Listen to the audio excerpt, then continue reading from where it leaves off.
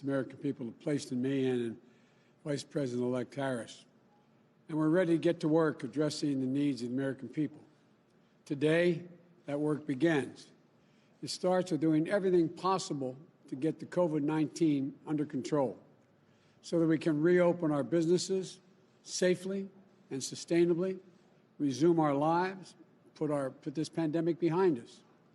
And we just received positive news in this fight with the announcement that there's been progress made toward a successful vaccine. Soon, the expectation is the FDA will run a process of rigorous reviews and approvals. And the process must also be grounded in science and fully transparent so the American people can have every confidence that any approved vaccine is safe and effective. At the same time, it's clear that this vaccine, even if approved, will not be widely available for many months yet to come. The challenge before us right now is still immense and growing. And although we are not in office yet, I'm just laying out what we expect to do and hope can be done, some of it between now and the time we are sworn in. But so the purpose of this is to let you know what we're going to do once sworn in. And so there's a need for bold action to fight this pandemic. We're still facing a very dark winter. There are now nearly 10 million COVID cases in the United States. And last week, we topped 120,000 new cases on multiple successive days. Infection rates are going up, hospitalizations are going up, deaths are going up. This crisis claims nearly 1,000 American lives a day, and nearly 240,000 deaths so far.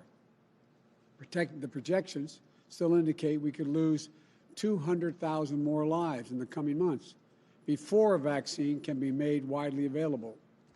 So we can't forego the important work that needs to be done between now and then to get our country through the worst wave yet in this pandemic, to reduce the spread, to save lives. So that's why today I've named a COVID-19 Transition Advisory Board comprised of distinguished public health experts to help our transition team translate the Biden-Harris COVID-19 plan into action, a blueprint that we can put in place as soon as Kamala and I are sworn in to office on January 20th, 2021.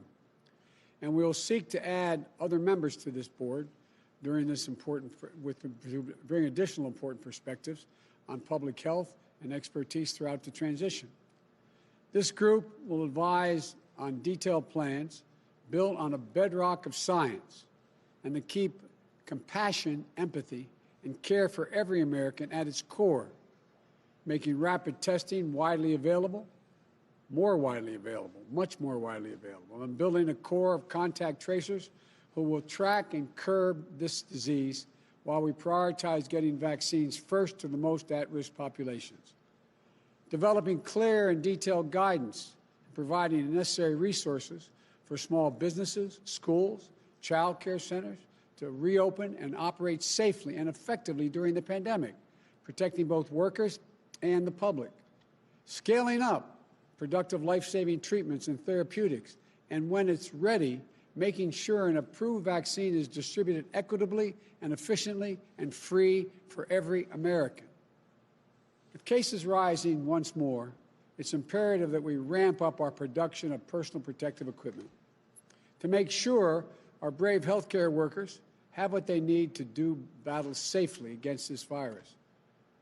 We're going to get states, cities, and tribes the tests and the supplies they need.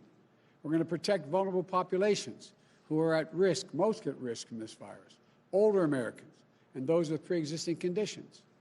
We're going to address the health and economic disparities that mean this virus is hitting the Black, Latino, Asian American, Pacific Islanders, Native American communities harder than white communities. Focusing on these communities is one of our priorities, not an afterthought. The bottom line, I will spare no effort to turn this pandemic around once we're sworn in on January 20th, to get our kids back to school safely, our businesses growing, and our economy running at full speed again, and to get an approved vaccine manufactured and distributed as quickly as possible to as many Americans as possible, free of charge. We'll follow the science We'll follow the science. Let me say that again.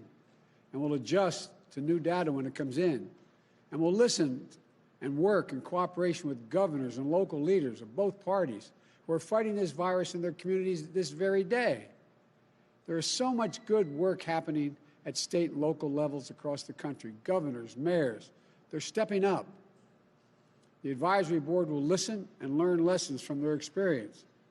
And because we know that we won't fully defeat COVID-19 until we defeat it everywhere, my advisory council also includes experts on global health security so that we can restore U.S. global leadership to fight this pandemic. This is a crisis that affects everyone. As I've said throughout this campaign, I will be a president for every American. This election is over. It's time to put aside the partisanship and the rhetoric that designed to demonize one another. It's time to end the politicization of basic, responsible public health steps like mask wearing and social distancing. We have to come together to heal the soul of this country so that we can effectively address this crisis as one country where hardworking Americans have each other's backs and we're united in our shared goal, defeating this virus. As we work toward a safe and effective vaccine, we know the single most effective thing we can do to stop the spread of COVID is wear a mask. The head of the CDC warned this fall that for the foreseeable future, a mask remains the most potent weapon against the virus. Today's news does not change that urgent reality. I won't be president until January 20th, but my message today is to everyone is this: it doesn't matter who you voted for, whether you where you stood before Election Day. It doesn't matter your party, your point of view.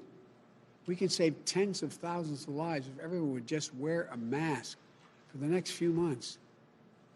Not Democrat or Republican lives, American lives.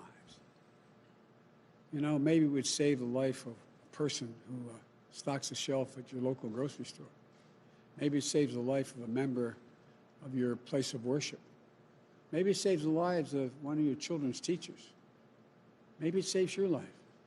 So please, I implore you, wear a mask. Do it for yourself. Do it for your neighbor. A mask is not a political statement, but it is a good way to start pulling the country together. I want to be very clear. The goal of mask wearing is not to make your life less comfortable. It's to take something away from you. It's to give something back to all of us, a normal life. The goal is to get back to normal as fast as possible. And masks are critical in doing that. It won't be forever, but that's how we'll get our nation back up to speed economically, so we can go back to celebrating birthdays and holidays together, so we can attend sporting events together, so we can get back to the lives and connections we shared before the pandemic. It doesn't matter whether or not we always agree with one another. It doesn't matter who you voted for. We are Americans and our country is under threat. And now, we're now called to do the same thing that generations of proud Americans have done when faced with a crisis throughout our history. Rise above our differences to defend the strength and the vitality of our nation. You know, that's the character of patriots. That's the character of America. We have to do this together. Wearing a mask may seem like a small act. Maybe you think your individual choice won't make any difference. But throughout the history of our nation, we've seen over and over how small acts add up to enormous achievements. It's the weight of many small acts together that bend the arc of history. You know, I know there's nothing the American people can't accomplish when we work together as one people with one mission. We can get this virus under control, I promise you. We can rebuild our economy back better than it was before. We can address race-based disparities that damage our country. It's in our power. So let's wear a mask. Let's get to work. Thank you. May God bless you. And for all those who've lost somebody, our heart goes out to you. We know what it's like. our heart goes out to you. May God protect our health workers and our health care workers and all Americans. Thank you.